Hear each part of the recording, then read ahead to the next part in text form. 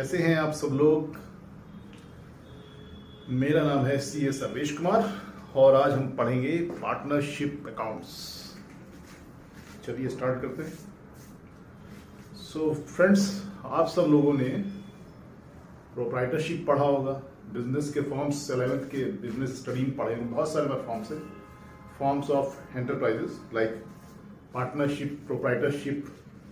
Then हमारे पास companies होती हैं प्राइमरली, और कंपनी भी कई सारी होती है, private limited company, public sector undertaking और पब्लिक लिमिटेड होती हैं जो स्टॉक एक्सचेंज में लिस्टेड होती हैं। सो बेसिकली जो फर्स्ट फॉर्म है, जो प्राइमरी फॉर्म है, दैट इज प्रोप्राइटरशिप, जिसमें एक सिंगल पर्सन सारे बिजनेस को ओन करता है। वो सारे बिजनेस के अफेयर्स मैनेज करता है, डे टू कैपिटल वही लाता है, वही शॉप पे बैठता है, वही जो मार्केटिंग ब्रांडिंग करनी है वही देखता है। तो उसकी पार्टनरशिप प्रोप्राइटरशिप की कुछ अपनी इनहेरेंट लिमिटेशन है। जैसे आपकी लिमिटेड कैपिटल हो गई, अगर पर्सन बीमार पड़ गया प्रोप्राइटर, तो बिजनेस पे इम्पैक्ट आता है, बिजनेस की कंटिन्यूटी में इशू आता है। फिर अकेला आदमी कुछ चीज़ें नहीं मैनेज कर सकता है, बहुत सारी चीज़ें मैनेज नहीं कर सकता।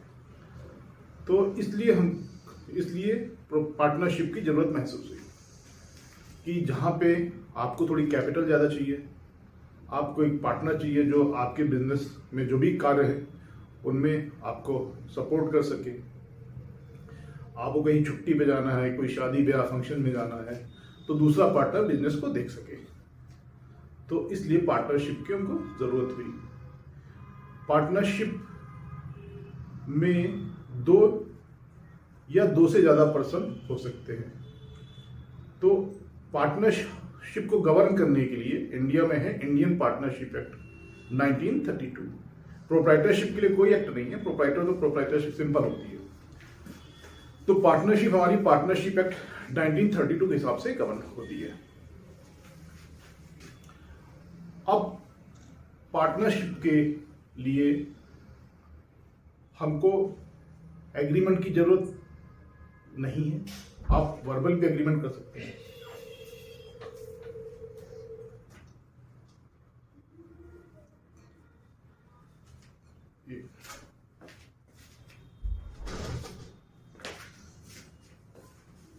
बट आप अगर चीजों में कोई सब क्लैरिटी चाहते हैं, ट्रांसपेरेंसी चाहते हैं, क्योंकि जहां भी एक से ज्यादा पर्सन इन्वॉल्व होते हैं तो माइंड में कभी भी गैप्स आ सकते हैं, कुछ डिफरेंस हो सकते हैं, किसी का परसेप्शन हो सकता है। So it is always advisable to have a written agreement. अब पार्टनरशिप की जो लिटरल डेफिनेशन है सेक्शन 4 में डिफाइंड है, partnership is a relationship between two और more persons to carry on any business for earning profits. So partnership basically profit earn करने के लिए किसी भी बिजनेस से पार्टनरशिप करते हैं। तो पार्टनरशिप का कोई सेपरेट लीगल एंटिटी नहीं होती है। तो एक कंसेप्ट है सेपरेट लीगल एंटिटी, उसको हम समझते हैं। सेपरेट लीगल एंटिटी वहां होती है जहां सपोज से जो बिजनेस एंटरप्राइज का फॉर्म है और जो उसके ओनर हैं दोनों अलग अलग हैं। अगर सपोज ओनरशिप में कोई चेंज आ जाए, जैसे डेथ हो गई या चेंज हो गया कोई भी आपस में, तो उसकी वजह से अगर मेरा बिजनेस खत्म हो रहा है तो कोई बिजनेस की सेपरेट लीगल एंटिटी नहीं है। और अगर बिजनेस कंटिन्यू चल रहा है, पार्टनर्स चाहे कोई भी डायरेक्टर्स जो भी बिजनेस के ओनर्स हैं वो आए या जाए, उससे बिजनेस की कंटिन्यूटी पे कोई फर्क नहीं पड़ता, तो उसको हम बोलते हैं सेपरेट लीगल एंटिटी। तो एज ऑफ नाउ इंडिया में पार्टनरशिप को हमने सेपरेट लीगल एंटिटी नहीं माना है, except for the case of LLP, limited liability partnership, जो LLP एक्ट 2008 से गवर्न होती है। सो ऑर्डिनरी पार्टनरशिप में पार्टनर्स और पार्टनरशिप फर्म दोनों एक ही हैं और पार्टनर्स की लायबिलिटी अनलिमिटेड है, जैसा कि प्रोप्राइटर्स की होती है। तो अनलिमिटेड का मतलब यह है कि उसकी पर्सनल एसेट्स भी जवाबदेह होती हैं। अगर कोई मार्केट की उधारी है या मार्केट का किसी को पैसा देना है तो उसकी पर्सनल एसेट्स लायबल होती हैं। पर हमने अकाउंटिंग के लिए, क्योंकि प्रोप्राइटरशिप की अकाउंटिंग तो जो नॉर्मली सिंगल पर्सन की होती है, पार्टनरशिप की अकाउंटिंग के लिए हमने पार्टनरशिप फर्म को सेपरेट लीगल एंटिटी माना है पार्टनर्स के अलावा। सो वो केवल सिर्फ अकाउंटिंग पर्पस के लिए है और किसी पर्पस के लिए नहीं है। अब पार्टनरशिप के फीचर समझते हैं। तो पार्टनरशिप करने के, पार्टनरशिप बेसिकली एक एग्रीमेंट है दो या दो से ज्यादा आदमियों के लिए, एक कॉन्ट्रैक्ट है। तो कॉन्ट्रैक्ट करने के लिए जो भी पर्सन्स हैं दे शुड बी कैपेबल, और जो कॉन्ट्रैक्ट की टर्म्स कंडीशंस हैं वो गवर्न होती हैं कॉन्ट्रैक्ट एक्ट से, जिसमें कोई भी दो पर्सन कॉन्ट्रैक्ट कर सकते हैं एक्सेप्ट माइनर हो या पर्सन इंसॉल्वेंट नहीं है। इंसॉल्वेंट मतलब दिवालिया नहीं है।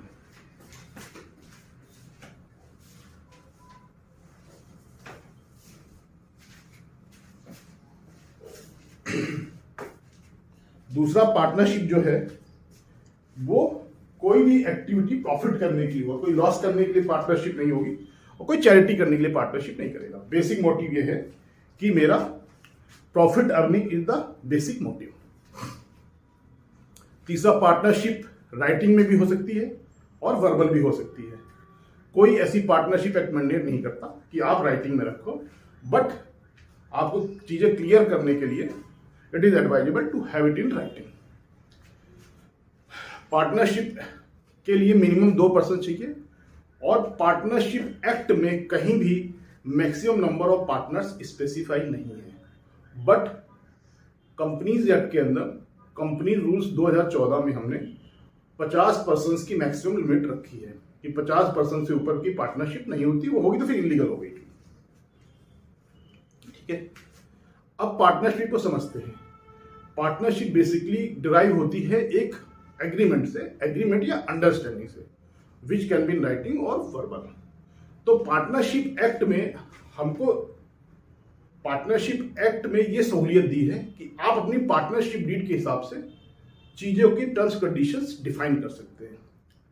आपकी नॉर्मली पार्टनरशिप एक्ट, पहले हम कंटेंट समझ लेते हैं कि पार्टनरशिप एक्ट में, पार्टनरशिप डीड में क्या क्या होता है। तो पार्टनरशिप डीड में नॉर्मली आपका फर्म का नाम होगा, उनका एड्रेस होगा, जो फर्म के पार्टनर हैं उनका नाम और एड्रेस होगा, फर्म का क्या बिजनेस होगा वो लिखा जाएगा, फर्म की कितनी कैपिटल रहेगी वो लिखा होगा, पार्टनर कितनी कितनी कैपिटल लाएंगे वो लिखा होगा, उस कैपिटल पे इंटरेस्ट देना है कि नहीं वो भी लिखा होगा। पार्टनरशिप डीड में फिर आगे लिखा होगा कि मेरी ड्राइंग्स कितनी रहेंगी, ड्राइंग्स की फ्रीक्वेंसी भी हो सकता है लिखी हो कि मंथली है, क्वार्टरली है, या जब मर्जी है तब है, और ड्राइंग्स पे मेरा इंटरेस्ट का अगर प्रोविजन है तो वो इंटरेस्ट का प्रोविजन होगा। फर्म पार्टनर से लोन ले सकती है, अगर लोन लेगी तो उस पर कितने % ऑफ इंटरेस्ट होगा, फर्म अगर पार्टनर को लोन देगी तो उस पर कितने % इंटरेस्ट चार्ज करेगी, फर्म के बुक्स ऑफ अकाउंट्स कैसे रखे जाएंगे, फर्म का अकाउंटिंग ईयर क्या होगा, फर्म के बुक्स ऑफ अकाउंट्स ऑडिट होंगे तो ऑडिट कैसे होगा। ठीक है, तो ये आपकी चीफ क्लॉजेज होगी। उसके अलावा बहुत सारी की सैलरी देनी है तो सैलरी कितनी होगी, बोनस कमीशन देना है तो क्या परसेंटेज रहेगी, और अगर आपका गार्नर मरेस एक होता है वो एप्लीकेबल होगा इन केस ऑफ डेफिशिएंसी, सब चीजें होती हैं। तो ये सब आप अपनी पार्टनरशिप डीड में स्पेसिफाई कर सकते हैं। फिर आपकी जितनी भी टर्म्स कंडीशंस हैं वो पार्टनरशिप डीड के हिसाब से चलेगी। अब एक सिचुएशन आती है जहां मेरे पास पार्टनरशिप डीड नहीं है, या पार्टनरशिप डीड तो है बट अगर कुछ चीज स्पेसिफाई नहीं है तो उसके लिए फिर हमको पार्टनरशिप एक्ट 1932 को रेफर करना पड़ता है। तो फ्रेंड्स, इंडियन पार्टनरशिप एक्ट में केवल एक ही चीज स्पेसिफाई है जिसका हमारी अकाउंटिंग पे इंपैक्ट आएगा, वो है कि अगर आपकी डीड साइलेंट है या डीड में लिखा ही नहीं है तो आपको केवल एक ही चीज अलाउ करी है, वो है कि अगर किसी पार्टनर ने फर्म को लोन दिया है तो उस लोन पे आप 6% पर एनम इंटरेस्ट दे सकते हैं अगर आपके पास डीड नहीं है या डीड साइलेंट है, मतलब वर्बल एग्रीमेंट है तो केवल एक ही चीज अलाउ करी है उन्होंने, वो है आपका 6% rate of interest on partners loan given to firm. उसके अलावा कोई भी चीज, ना कोई सैलरी जाएगी, ना कोई बोनस जाएगा, ना कोई कमीशन जाएगा, ना कोई इंटरेस्ट ऑन कैपिटल जाएगा, ना कोई इंटरेस्ट ऑन ड्राइंग चार्ज होगा, कुछ भी नहीं होगा अगर मेरी पार्टनरशिप डीड साइलेंट है। अगर पार्टनरशिप डीड में जो लिखा है तो फिर उसके हिसाब से आप अपना इंटरेस्ट या ड्राइंग्स पे या कैपिटल पे जो भी देना है वो पार्टनरशिप डीड के हिसाब से कवर करिए। तो बहुत ही क्लियर पिक्चर है कि आप पार्टनरशिप डीड में जो चाहे लिख के कर सकते हैं। This is not against the Indian partnership act, आपको ये सहूलियत दी हुई है। सो पार्टनरशिप में अगर आपने कुछ भी लिखा है, सैलरी बोनस कमीशन कितनी भी अमाउंट लिखी है आप उसके हिसाब से कर सकते हैं। अगर आपने पार्टनरशिप डीड नहीं लिखी है, नहीं बनाई है, या पार्टनरशिप डीड में कुछ भी नहीं लिखा है, तो फिर हम पार्टनरशिप एक्ट 1930 को रेफर करेंगे और उसमें सिर्फ एक ही चीज अलाउ है कि भाई इंटरेस्ट जो पार्टनर ने फर्म को लोन दिया है उस पर 6% जाएगा। ठीक है। सो अगर आप कहें तो partnership is an bye operation of agreement, not bye operation of law. Like HUF, operation of law वो होता है जिसमें आपको एग्रीमेंट की जरूरत नहीं पड़ती, आपको एक्ट में ही सब कुछ प्रोविजंस दिए हुए हैं। यहां ऑपरेशन ऑफ एग्रीमेंट है, this not bye operation of law. तो ऑपरेशन ऑफ एग्रीमेंट में आपकी सारी टर्म्स कंडीशन एक्ट जो आपने एग्रीमेंट करा है उसके हिसाब से डिफाइन होती है। ठीक है। अब आते हैं साहब पार्टनरशिप के अकाउंट्स कौन कौन से मेंटेन होते हैं। तो इसमें बहुत ही सिंपल है कि आपने जो आपकी 11th क्लास में प्रोप्राइटर्स के अकाउंट्स मेंटेन करे हैं, trading account, P&L account, balance sheet, उसका ही एक एक्सटेंशन होता है और कुछ नहीं होता। वहां पे आपके सिंगल आपके कैपिटल अकाउंट होता था, यहां जितने पार्टनर हो गए उनके हिसाब से कैपिटल अकाउंट खुल जाएगा। हाँ, यहां पर एक चीज अलग से होती है कि जैसे आपने पहले आप ट्रेडिंग अकाउंट बनाते थे, फिर प्रॉफिट एंड लॉस अकाउंट बनाते थे, और प्रॉफिट एंड लॉस अकाउंट का जो भी प्रॉफिट होता था वो सीधा प्रोप्राइटर के अकाउंट में ट्रांसफर हो जाता था। यहां ऐसा नहीं होता है। यहां प्रॉफिट एंड लॉस बनाने के बाद आप एक profit and loss appropriation account बनाएंगे। एप्रोप्रिएशन बहुत सिंपल सा है, इसका मीनिंग कि भाई प्रॉफिट और जो भी लॉस है उसका आपस में बंटवारा कैसे होगा। ठीक है भाई, मालिक है पार्टनर, तो उनमें जो हमने टर्म्स कंडीशंस उनके साथ सेट करी हुई हैं पार्टनरशिप डीड के हिसाब से, उसमें प्रॉफिट एंड लॉस का बंटवारा होगा। तो आप समझ लेते हैं, हमारा पहले बनेगा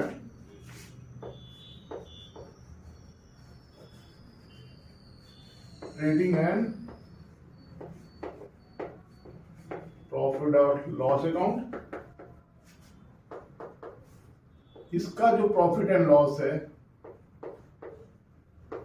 ये profit and loss appropriation account बनेगा। इस अकाउंट में आपकी क्रेडिट साइड में आ जाएगा profit for the year brought forward. जो आपका प्रॉफिट एंड लॉस अकाउंट में प्रॉफिट आ गया, क्रेडिट साइड में आप उसको लिख दोगे, और सिर्फ क्रेडिट साइड में एक ही चीज आती है, सिर्फ इंटरेस्ट ऑन ड्रॉइंग्स। ये सिर्फ क्रेडिट में एक ही आएगा और कोई इसमें क्रेडिट नहीं आता इनकम के फॉर्म में। इसमें फिर आप इंटरेस्ट ऑन कैपिटल अलाउ करेंगे। दूसरा आएगा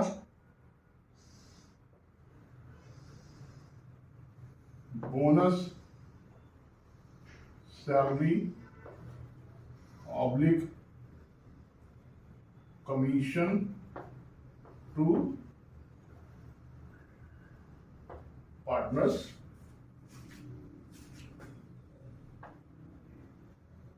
तीसरा ये जो बैलेंस प्रॉफिट एंड लॉस इसका बचेगा, जो इस प्रॉफिट एंड लॉस एप्रोप्रिएशन में जो बैलेंस आएगा वो कैपिटल अकाउंट में उनके प्रॉफिट शेयरिंग रेशियो में बट जाएगा, और ये यहां से फिर पार्टनर्स के कैपिटल अकाउंट में ट्रांसफर हो जाएगा और फिर ये बैलेंस शीट में चला जाएगा।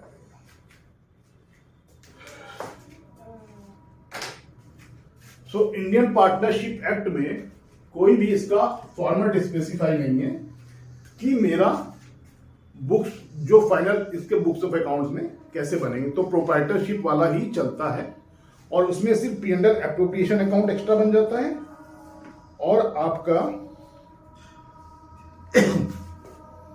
पार्टनर्स कैपिटल अकाउंट बन जाएगा और बैलेंस शीट बनती है।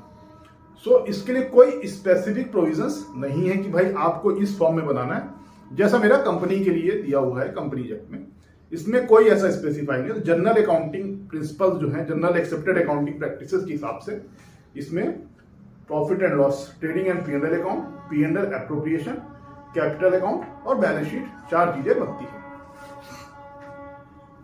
अब समझते हैं जो हमारा बेसिकली सेपरेट लीगल एंटिटी वाला कंसेप्ट वो है कि इसमें मेरे को सेपरेट हमने मान लिया है पार्टनरशिप को पार्टनर्स से अलग, केवल ये अकाउंटिंग पर्पस के लिए और किसी पर्पस के लिए माना है, ठीक है। अब profit and loss appropriation account जो है ये आपका केवल प्रॉफिट का बंटवारा करने के लिए है।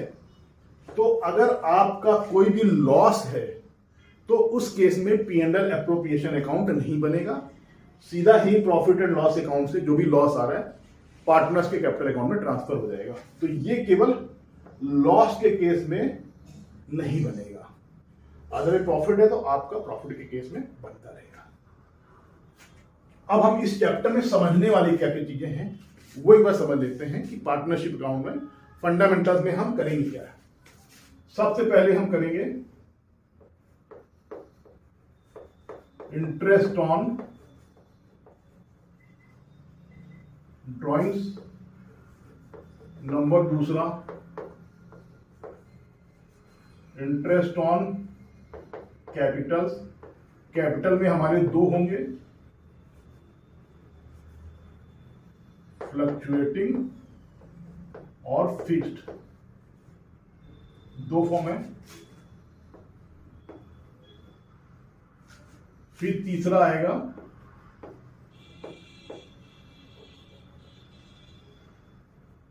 Adjustment in books and profit and loss appropriation account. इसमें कई बार किताबें दी होंगी आपको, उसमें कुछ चीजें रह गई तो profit and loss appropriation account बना के उसका हम ट्रीटमेंट करेंगे।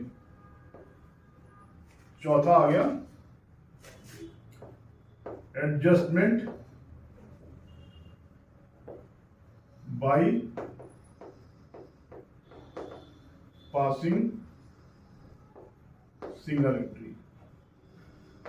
कई बार क्या होता है कि आपकी किताबें क्लोज हो गई हैं तो आप जो भी ऑडिटेड बुक्स हैं उनको टच नहीं करेंगे, और कोई मिस्टेक अगर पास्ट में हो गई है, इंटरेस्ट मैंने ज्यादा देना था कम दे दिया, कम देना था ज्यादा दे दिया, सैलरी नहीं देनी थी, जो भी एडजस्टमेंट होंगे उसकी कैलकुलेशन, एक एडजस्टमेंट बना के कैलकुलेशन करके और सिंगल हम कैपिटल अकाउंट के थ्रू एंट्री रूट कर देंगे। 5वां हो गया guarantee of minimum profit to partners. कोई पार्टनर आ गया अगर उसको कोई गारंटी दी कि भाई तेरे को हम इतना देंगे चाहे हमारा लॉस हो, तो उसका ट्रीटमेंट हम सीखेंगे।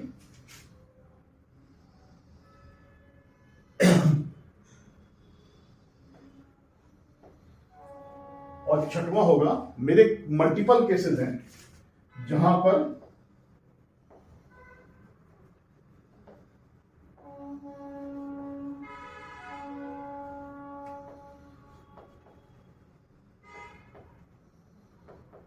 मेरा प्रॉफिट अगर सफिशिएंट नहीं है एप्रोप्रिएशन करने के लिए, मान लिया मेरा प्रॉफिट है 40,000 का और मुझे एलोकेशन करना है इंटरेस्ट ऑन कैपिटल या सैलरी, वो 80,000 करना है, तो उसकी एडजस्टमेंट हम लोग कैसे करेंगे। तो ये 6 चीजें हम धीरे धीरे सीखेंगे इसमें। तो अब आज क्लास यही खत्म करते हैं। नेक्स्ट क्लास में हम इंटरेस्ट ऑन ड्राइंग्स को समझेंगे। आपको कैसा लगा वीडियो कमेंट्स करके बताइएगा, और कोई अगर टॉपिक हो जहां पे आपको चैलेंजेस फेस हो रहे हैं तो वो बताइएगा, हम उस पर अलग से वीडियो बना देंगे। तो आज ये क्लास खत्म करते हैं। नेक्स्ट क्लास में हम पार्टनरशिप अकाउंट्स में फंडामेंटल्स में इंटरेस्ट ऑन ड्राइंग्स और इंटरेस्ट ऑन कैपिटल दोनों को समझेंगे। Thank you.